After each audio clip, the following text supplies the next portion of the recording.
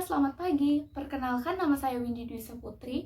Di sini saya akan menceritakan cerita rakyat dari Provinsi Jambi. Banyak sekali cerita rakyat di Provinsi Jambi tidak terekspos secara baik dan benar, baik di media cetak maupun media sosial. Dikarenakan adanya miskomunikasi antara penerbit dan masyarakat yang tahu akan cerita tersebut. Nah, di sini saya akan menceritakan cerita Ibu Kandungku Seekor Kucing, yaitu dari Provinsi Jambi. Saksikan. Nah, untuk cerita yang saya akan ceritakan, saya angkat dari kumpulan cerita rakyat Nusantara, Wahyu Media, Sumbi Sumbangsari. Cerita rakyat yang akan saya bacakan berjudul Ibu Kandungku Seekor Kucing dari Provinsi Jambi. Dahulu, di sebuah desa, hiduplah kakak beradik yang sangat cantik. Sang kakak bernama Mimi dan sang adik bernama Mini. Mereka tinggal bersama ibunya di sebuah rumah yang sangat sederhana. Tanpa seorang pun tahu bahwa ibu mereka adalah seekor kucing. Meskipun demikian, mereka berdua sangat menyayangi ibunya. Banyak pemuda yang tertarik kepada dua orang putri, yakni Mimi dan Mini. Dikarenakan parasnya yang cantik, tubuhnya yang gemulai, membuat putra-putra di kampung tersebut jatuh hati kepada mereka. Di antaranya adalah Putra dan Jaka. Mereka berdua hari itu datang, hendak meminang Mimi dan Mini. Mimi, kau sangat cantik dan ayu sekali badanmu. Maukah kau menjadi istriku? Tanya Putra kepada Mimi. Seketika Mimi menjawab, baiklah, dengan tersipu malu seadanya. Begitu pula Jaka. Memuji Mini sangat-sangat membuat hati Mini terluluh. Dan Mini pun menjawab, baiklah, dengan tersipu malu pula. Sebelum mereka menikah, ada syarat yang diberikan Mimi dan Mini kepada dua orang pemuda tersebut. Di antaranya meminta restu kepada ibu mereka, yang sejak tadi ibu mereka belum pernah terlihat di ruangan kecil ataupun menemui mereka. Seketika Mimi dan Mini memanggil ibu mereka agar keluar menemui Putra dan Jaka. Mengapa yang keluar adalah seekor kucing? Tanya mereka dalam hati masing-masing. Apakah kalian bercanda? Mengapa yang kalian kenalkan kepada kami adalah seekor kucing? Bukankah kalian hendak memperkenalkan kami kepada ibu kalian? Tanya kedua orang pemuda itu. Kami tidak bercanda. Dia adalah ibu kami, ucap Mimi dan Mini. Kalian hendak mempermainkan kami ya? Kami tidak suka bercanda yang pada saat-saat seperti ini, ucap Putra dan Jaka, yang masih tidak percaya bahwa seekor kucing itu adalah ibu dari Mimi dan Mini. Kalau begitu, maaf, kami jika terpaksa membatalkan pernikahan ini. Kami tidak mau ibu mertua kami adalah seekor kucing. Tolak kedua pemuda itu sembari pergi mengenakan sepatunya. Betapa kecewa dan malunya Mimi dan Mini karena kedua orang pemuda yang sangat tampan dan kaya raya membatalkan pinangannya. Mereka menyesal karena ibu mereka adalah seekor kucing. Akhirnya mereka berpikir untuk mencari ibu pengganti, tapi Mimi dan Mini tidak mungkin mengetahui betapa hancur hati seorang ibu ketika anaknya ingin menggantikan posisinya. Mimi dan Mini pun berpikir untuk meminta matahari menjadi ibu mereka. Dan mereka pun mendatangi matahari. Lihatlah itu Mimi. Dia tampak indah ketika muncul di pagi hari. Sinarnya yang cantik menghiasi langit pada pagi hari dan memberi kehangatan. Sedangkan jika pada siang hari, ia tampak gagah menyinari seluruh jagat raya. Tidakkah kau bangga mempunyai ibu seperti matahari? Ucap Mini kepada Mimi. Kemudian mereka berdua mendatangi matahari untuk meminta matahari menjadi ibu mereka.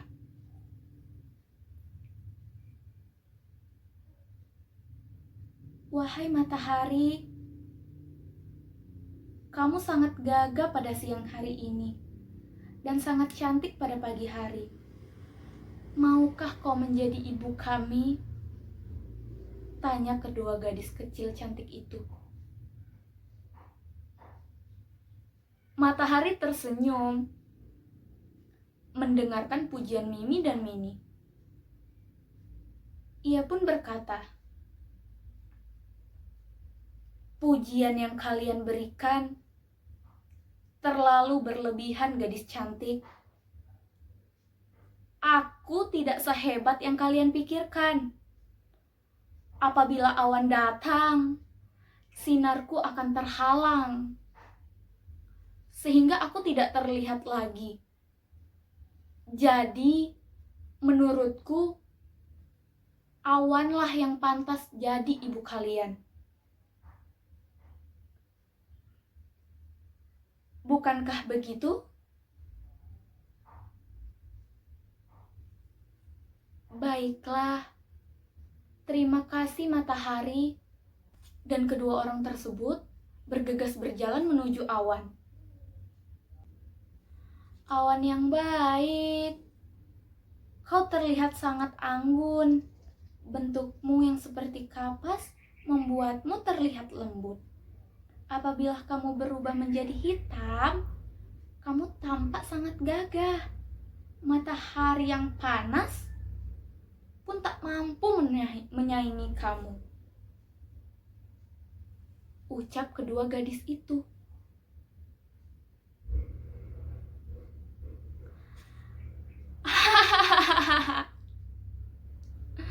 Kalian terlalu berlebihan. Ketawa awan sembari mengejek. Terima kasih telah mempercayaiku untuk menjadi ibu kalian, ucap awan. Awan pun berkata kembali, memang bentukku lembut seperti kapas dan tampak gagah ketika berwarna hitam. Tapi sebenarnya aku tidak sehebat yang kalian bayangkan. Jika angin datang, aku akan terhempas ke gunung, lalu akan menghalangiku. Dengan begitu, aku tidak akan tampak gagah lagi seperti yang kalian bayangkan. Jika kalian ingin mencari ibu yang kuat dan indah dipandang, lebih baik datang kepada gunung. Mintalah kepadanya untuk menjadi ibu kalian, ucap awan. Dengan setengah putus asa, Mimi dan Mini bergegas menaiki gunung dan menemuinya. Di tengah perjalanan yang cukup jauh, akhirnya mereka menemukan gunung. Gunung tampak besar dan kokoh. Kelelahan dan putus asa pun tidak terlihat lagi di wajah mereka. Kedua gadis itu sangat senang, berharap gunung pantas menjadi ibu mereka. Wahai gunung, sudah lama kami mencarimu. Kamu terlihat gagah dan kokoh ketika kami memandangi dari bawah. Selain itu, kamu sangat terlihat indah dari kejauhan. Maukah kau menjadi ibu kami? Pinta Mimi dan Mini. Kali ini, gunung tidak tersenyum, ataupun tertawa. Tapi gunung terlihat bingung. Mengapa kedua gadis ini mempercayaiku untuk menjadi ibu? Hai gadis kecil yang cantik, kenapa kalian berpikir bahwa aku layak jadi ibu kalian? Aku tidak sehebat yang kalian pikirkan, kata gunung dengan keheranan. Aku memang besar dan tampak gagah. Tapi kalian lihat saja tubuhku. Besar, berat untuk kemana-mana. Namun tidak ada lubangnya. Namun banyak lubangnya. Tahukah kalian siapa yang telah melumbangi tubuhku? Tikus. Binatang kecil itu mampu melubangi tubuhku yang besar dan tanpa kokoh ini. Aku tidak percaya dan berdaya ketika tikus melubangi tubuhku, ucap gunung. Jika kalian mencari ibu yang hebat, datanglah ke tikus, saran Mimi dan Mini dari gunung. Mimi dan Mini akhirnya meninggalkan gunung. Mereka pergi mencari rumah tikus yang berada di lereng gunung. Mereka tetap berharap dan menemukan seorang yang tepat untuk menjadi ibu mereka. Kakak, apakah kau mengetahui di mana rumah tikus? Sepertinya kita sudah berjalan cukup jauh, namun tidak ada hasil yang mau menjadikan kita anaknya, ujar Mini kepada Mimi. Aku juga tidak tahu di mana rumah tikus. Tapi semoga tikus bisa menjadi ibu kita yang hebat, ucap kakaknya kepada adiknya. Mereka berjalan menyusuri tanah lapang yang berada di pinggiran gunung. Mereka melihat makhluk kecil yang hitam sedang menggali tanah. Kakak, lihatlah itu. Bukankah itu seekor tikus? Mini teriak kesenangan. Iya benar, ucap kakak kepada adiknya.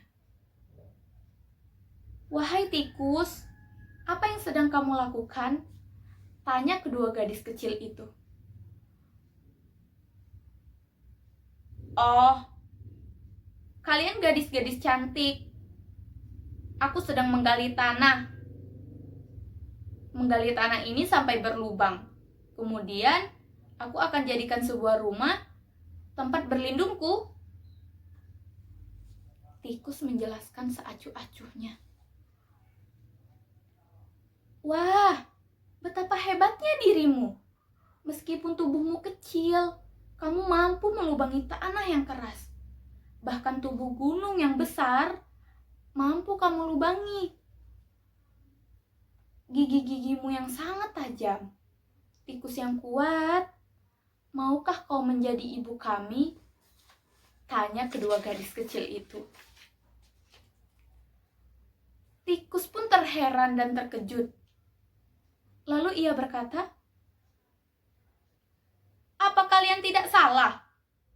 Aku menjadi ibu kalian? Aku tidak tahu. Pasti kalian bercanda. Sudahlah. Aku tidak punya banyak waktu untuk bercanda dengan kalian. Maaf, tikus.